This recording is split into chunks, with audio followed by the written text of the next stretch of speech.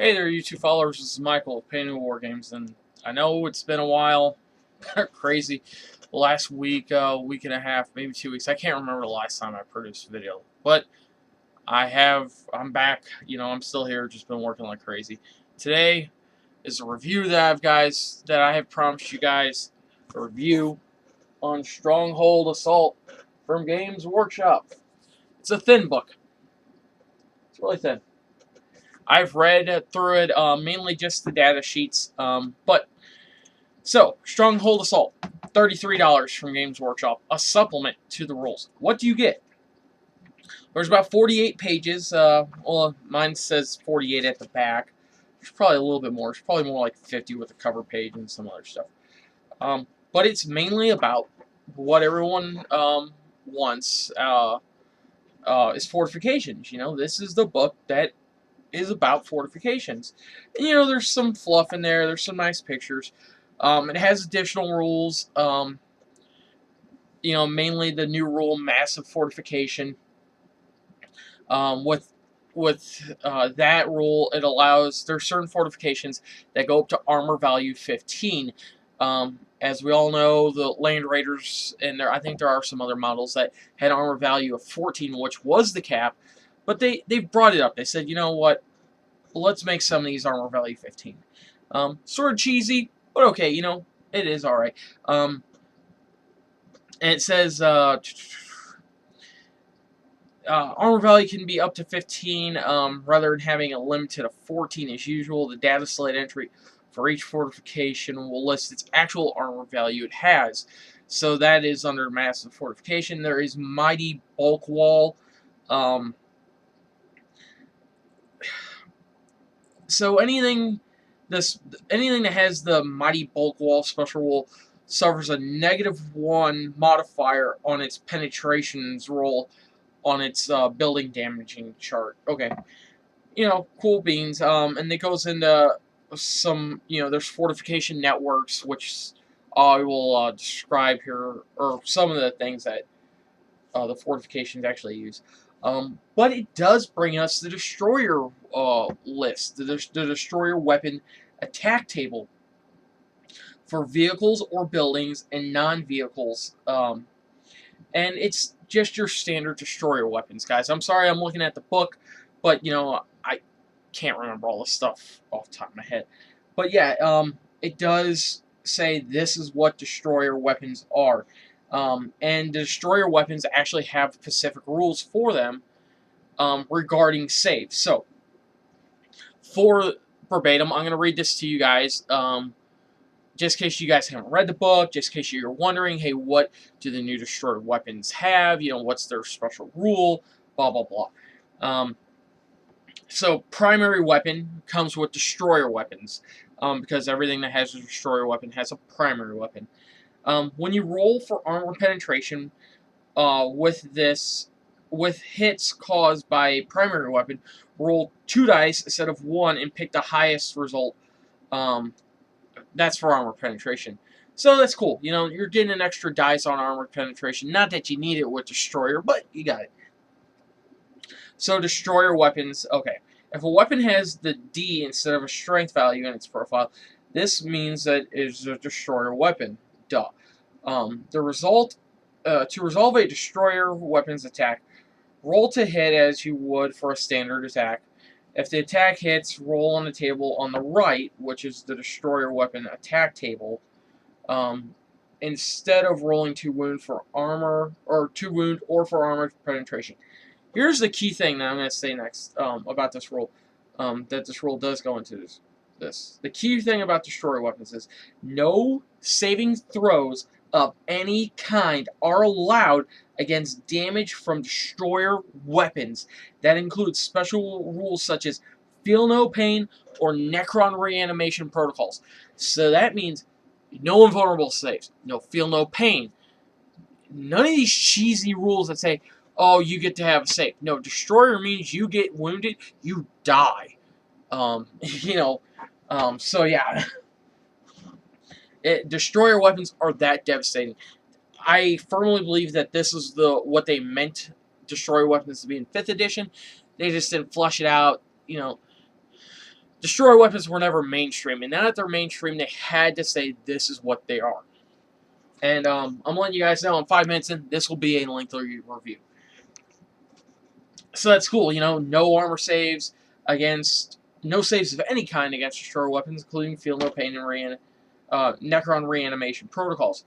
So what about the chart? Here it is. Now I'm going to do the building and vehicle one first because, let's face it, you're going to be shooting destroyer weapons at vehicles a lot more, and maybe buildings. And and the chart is this: on a 1 you get a certain result, on a 2 through 5 you get a certain result, and on a 6 you get a result. And that's on both charts, the vehicle and the non-vehicle. So on the vehicle, on a roll of 1, you clipped it. The model suffers a penetrating hit. That's it. You get a penetrating hit, and then of course you're rolling the penetrating chart. But yeah, a 2 through 5, it's a solid hit. A super heavy vehicle loses D3 plus 1 hull points. Other vehicles suffer an explodes result on the vehicle damage chart. Buildings suffer a detonation result from the building damage chart or damage table. I don't know what this building damage table is. It's probably in the main rulebook. I just didn't never look at it. But on a 6, it's a devastating hit.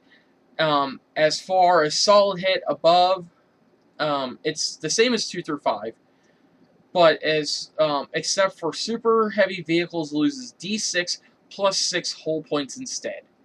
So that's actually really, really good. If you consider it, say you have your Shadow Sword tank. I'm going to use that as an example because I've had one, I've used it. It has the Volcano Cannon, strength D, 120-inch range. Which with a large blast, it may have been upgraded. I can't remember because I don't have my Apocalypse book here. But it has a large blast strength D, so you're going to be shooting your Shadow Sword Volcano Cannon at Titans, which are considered super heavy vehicles. On a roll of a 6, they lose D6 plus 6 hull points. So right there, they're already losing 6 hull points, which is amazing. And even on a 2 through 5, they're already losing 1 hull point plus an additional up to 3. So on a 6, they could potentially lose 12 hull points off one shot. Not bad. Pretty cool. I like it. Now I'm liking it as far as Apocalypse go. I'm gonna make this very clear now. I like this book. I'm gonna say now I like this book as far as Apocalypse goes. I'll get into my in-depth review about regular games here in a minute. So, for non-vehicles, Lucky Escape. The model is unharmed. If you roll a 1, man, God bless you. That guy just didn't get hurt. On a 2 through 5, seriously wounded, the model loses D3 plus 1 wounds. Cool. Not that he's going to live through it anyways, but yeah, cool. Because it's beyond strength 10, so you just instantly die anyways, unless you have some special rule like Eternal Warrior or some crap. On a 6, it's a devastating blow. The model loses D6 plus 6 wounds. Come on, man. I mean, awesome. Awesome sauce right there. There is your anti-super gargantuan creature killing thing right there. Same with 2 through 5, but mainly if you roll a 6 on the wound them, like the Tyrannid Biotitan. Oh, awesome sauce right there. Cool. There's a thing about Vortex in here. And it evolves around them. I'm not going to get into that because I don't really care. If you guys want to pick up this book, Stronghold Assault, go ahead, read Vortex. I'm not getting into it. I'm sorry. They do have some updated building rules, and then they do have the Apocalypse Mega Blast Barrage type thing. Here, I'll show you. They have that in there, and then they talk about profiles in there. Okay, I'm not going to get into that for the sake of this. They have an updated building damage chart table, okay? Like I said, I'm not going to get into that stuff. But they do have something cool, because this takes all the fortifications and puts it in one book as of right now. Knowing Games Workshop, they'll produce more that aren't in here, and they'll be in data slates. But you get a fortification upgrade table. Basically, because there are so many fortifications in here that it say look, you can upgrade it with this. The point value is on this page, on this, blah, blah, blah, blah, blah. Which is cool because now, there's multiple building parts and upgrades, so you can, some of these fortifications can have ammo storage, booby traps, escape hatches, Magus or Magus Machine Spirit. I don't know what that does. Never looked at it. Searchlights, void shields. Wow, they're bringing void shields back. Which is cool. They're bringing void shields to fortifications. Right on. And we'll talk about. There's one in here I have to really talk about. Obstacles like tangle wire, barricades, tank traps, battle emplacements and battlefield emplacements like ammo dumps, comm relay, gun emplacements with the Icarus las cannon and a quad gun, which those really go towards the Aegis defense line and some of the others. But then they have all their special rules on the battlefield debris on the next page, like right there. Okay, so then we actually get into our data sheets. Data slates, data sheets, whatever you want to call them, the fortifications. You have your standard Aegis defense line, 50 points. We all know and love it. You got your Imperial Bastion, 75 points. It's in the main rulebook. Then you have your Imperial Strong Point, which I'm actually going to show you guys this picture. That, I'm sorry if this is bad. I'm terrible at doing this type of stuff, guys. That is your Imperial Strong Point. It's a fortification network, so points as per models. So what is Imperial Strong Point? Well, it's 1 to 3 bastions. It's 1 to 5 Aegis defense lines. It's 0 to 1 Sky Shield landing pads. It's 0 to 1 Honored Imperium things, which is that. So. But yeah, you basically put all these things together and it counts as like one giant fortification. Kind of cool. Right? Yeah. Honored Imperium, it's 40 points. It's a statue and 2 pieces of Imperium Rebel. Okay, yeah, cool. I'm not really going to get into that. It has some special rules. It's sacred ground, whatever. The one that we all see that Games Workshop has sort of pushed was the wall of Marius Imperial Defense Line, and these sort of pieces that they have made for this walls of Materius, or I'm going to say it wrong, I know. The walls of Materius Imperius Defense Line emplacements and the actual lines, all these pieces are really cool. I know I'm showing this to you guys wrong. I'm sorry. So yeah, I mean, you got all those. They start out like, you got all the pieces for it. And then they have the big one, the Firestorm Redub. But okay, I'm gonna get all past that because there's a ton of them. They actually have a defense line network. Now here's where this stuff really comes into fun. They actually have three fortifications in here that have no pictures. I'll show you. That one. The petroleum relay pipe. That one. The void shield generator.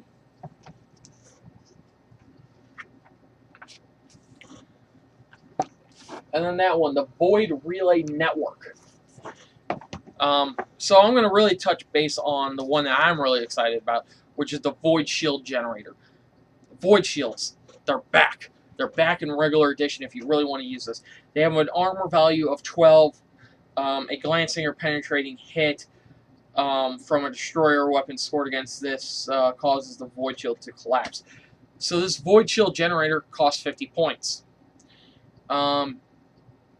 It's impassable building, which with emplacements, with battle emplacements. Armor value 13. It has no access points or firing points. It has no weapons. It can be upgraded. It can take items from obstacles list on page 18. It can take up to 2 additional void shields for 25 points a piece. So you can make this thing 100 points and get 3 void shields. And the void shields are basically this giant bubble, a 12-inch. You take your tape measure, draw this 12-inch perimeter around the thing, and that is your void shield. Anything coming into that, basically, you has an armor value of 12 on it. But yeah, it's 50 points. It's really cool. I like it. I understand why Games Workshop didn't put a picture on these 3 yet, because 1, they don't have the models, and 2, they just want it out. They want people to create stuff. Sorry, guys. Got a dry throat. Got to take some Mountain Dew. Better. Gotta love that stuff, particularly as a gamer. The petroleum relay pipes is basically just like some pipes. It says up to 3 to 4 short petroleum relay pipe sections. Each must be placed in contact with at least one other section. Gives you a 4+ cover save, but it has some special rules that we're not going to get into because this video is going to be long enough. So then you have the void relay network, which combines I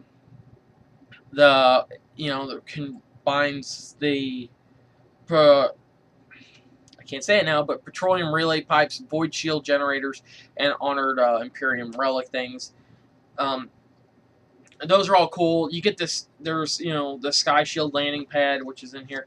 The Fortress of Redemption. We all thought that this thing was the big bad mother of all point cost fortifications, but we'd be wrong. That's 220 points, and that's in the main rulebook. So the 2 fortifications that they, other than the ones that they don't have pictures for, that they introduced here, and they actually have models for these things, which I'm actually looking. I'm going to look at one right now on the website, see how much these things cost.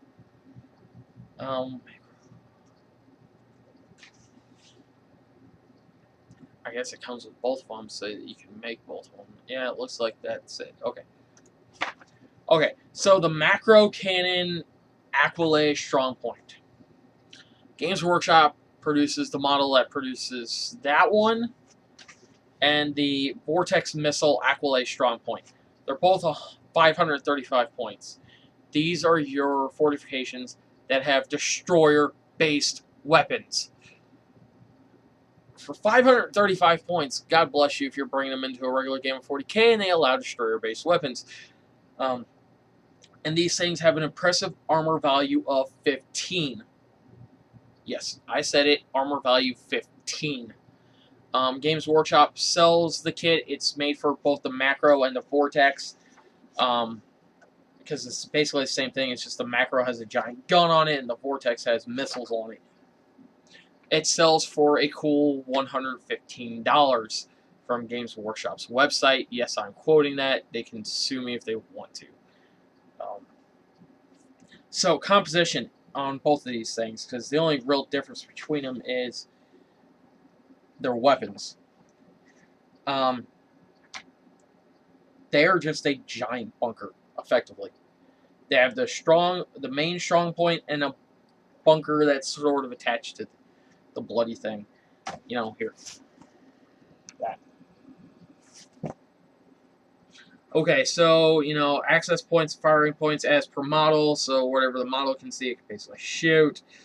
It has the, the one emplacement that it shoots, the gun or the rockets. It can take up to 4 heavy bolters and some other stuff. So, okay, the Aquila, we'll talk about the Aquila macro cannon first. It has 2 things of firing. It has the macro shell, 72-inch range, strength D, AP 1, primary weapon 2, so it gets 2 shots at this large blast. Not bad. So then it has the next one, the Quake shell, 180-inch range. This is for your apocalypse only type things, I'd imagine. You're not going to shoot, even 40k standards, 72 inches, you're not going to need that. Well, you might. You might be playing the football field type mission, but 180 inches basically is apocalypse really only. Its strength is 10, 7, and 5, and then its AP is 1, 4, and 6. It's because it uses that giant mega apocalyptic barrage template. thing, and its strength and AP goes down the further out it gets. Its primary weapon 1, Apocalyptic Mega Blast, and then it has the special rule Sonic Boom. Sonic Boom after firing the Quake Shield. Okay, I'm not going to get into that because I really don't care. I hate to say that to you guys. It has heavy bolter profile, like all of us know. Heavy bolter, 36-inch range, strength 5, AP 4, heavy 3. Okay, so now I'm going to go on to the Vortex thing. That's that one. And I'm trying to cut this down a little bit. I'm trying to get through this quicker. So basically, this is the exact same thing, and they both can take items from the building and obstacles list. And they can take up to so many heavy bolters. I think 4. Let me see if this... Okay. There is, for the Vortex Missile, there is something on this. There's a new rule for it. It's called Containment Failure. If the strong pour... If it takes a total collapse or detonation result, roll 1 dice for each remaining Vortex Missile, because these things are highly volatile. On a 1 through 2, the missile explodes. Place the Vortex Missile blast marker in the center and scatter 2d6. Okay, blah, blah, blah. Like I said, I'm not getting into the Vortex whole thing because I'm not really sure. But this thing has missile battery, which is really cool. So the emplacement of the Vortex Missile battery can fire up to 7 Vortex Missiles over the course of the game. No more than 1 missile per shooting phase. Which is odd. It says no more than 1 missile fired per shooting phase, not your shooting phase. Maybe you could shoot this off every shooting phase? I'm not sure. But if that is the case, you could potentially have 10 to 14 times to shoot this damnable thing off. But if it's your shooting turn, okay, I can understand it. You could technically... This basically states you could have up to 7 chances to shoot. If your Apocalypse game runs more... If you guys run 8 to 9 turn Apocalypse games, well, a couple turns, your shooting phase, you're not going to shoot it because it only has 7 rockets. So, Vortex Missile Battery, range infinite, strength D, AP 1. And it's a large blast ordnance 1 vortex. And like I said before, I'm not getting into the vortex rule, but it's really cool. And this book does come with some missions. It comes with the Siege World missions and a new... Damn, I'm trying to get this better for you guys. And it comes with, the new slots, or the Force Org chart. Not that the Force Org chart means anything nowadays, but it comes with it. Defenders get a certain one, and attackers. They have 3 missions in here: Bunker Assault, Breakthrough, and what's the other one? And Last Stand. So Bunker Assault is sort of your standard Dawn of War, table edges, long ways. It has its own special rules. I did not actually read these. Breakthrough is the football field, end tables. And then the new one, which I just now really looked at, Last Stand. Defenders get this really cool, block in the middle here. I'm going to show you guys this. That is the deployment for Last Stand. So that's the defenders, and all around them is the attackers. Or no, so the middle right there is the defender where my finger is, and up here is the attackers. And then there's this 12-inch no man's land all the way around it. Cool stuff. But yeah, I'm sorry guys, I've sort of scatterbrained on this. But yeah, this is Stronghold Assault. Small book. Okay, so my opinion about it. My opinion about it is, I think my opinion of it was, before I even got it, before it was given to me, I don't think this should be a part of standard 40k play. I like it. I love it. I love that they made a book like this. I believe that this book right here and its cousin, the I'm gonna call it its cousin because let's face it, Escalation is the big daddy on the table right now. Sorry, I dropped the book. Escalation is twice the size of this book, and almost, and it's like, and it's $50 too, so that's standard codex price, but whatever. I believe that this and Escalation should be made for Apocalypse only. I can see, I am more lenient towards this book. Let's just put it this way. I'd be more lenient to see some of these fortifications show up in 40k.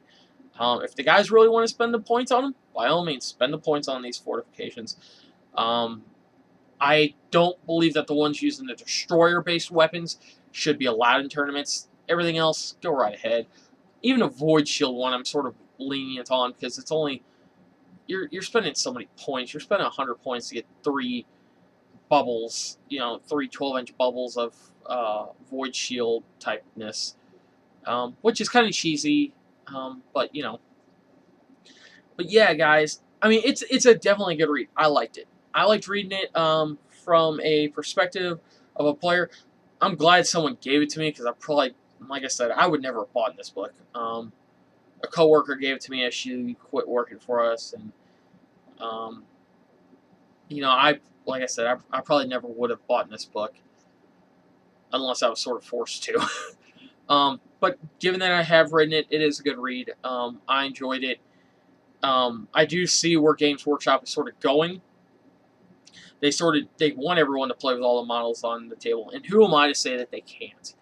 I have models that certain models with different armies that just don't work together, like Necrons and Eldar. I have some Eldar models, particularly this Spirit Seer. Or that's the Farseer, actually. The Spirit Seer is this guy. But, I mean, who am I to say that they can't field models that they have together? So, yeah, I mean, it's a good book, guys. I like it. Do I recommend it?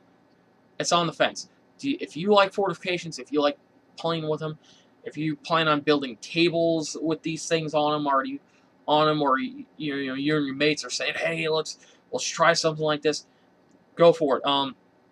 I've never played Planet Strike or Cities of Death, but I feel that from what I know about them, I feel that this book would really complement itself well with those books. They are 5th edition books.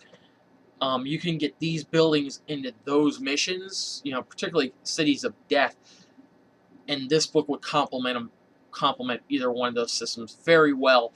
And I think that's what their approach was to make 2 older books relevant again. I personally would love to play those 2 books. I might actually get into them. I'm not really sure. I don't even know where you get them anymore. I honestly don't know, guys. I don't know if they discontinued them or not. Because I'm actually looking up here on the 40k books thing. And it'd be sad to me if they actually did discontinue those books, because it's something I've always wanted to try. But yeah, guys, this video is going on to for a half hour, and you guys have heard me ramble. But yeah, if you're, like I said before, if you're a fan of fortifications, or if you're planning on building a table or something, or planning on using any one of those older books, go right ahead. Pick this book up. For $33, it's really not a bad buy, because you're finding out so much about fortifications out there.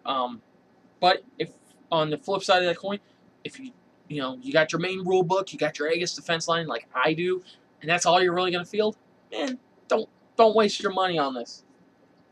Don't waste your money on Stronghold Assault. Yes, it's a hardback book. It's pretty. It's nice. It's got some nice fluff and stories in it for what fortifications have. But yeah, so. Alright, guys, this is Michael of Painting War Games. I'm signing out. I'm sorry it's been such a long video, but I gotta work on my Angels of Revolution, guys. And I'm trying to take it easy, so Alright, as always, keep gaming.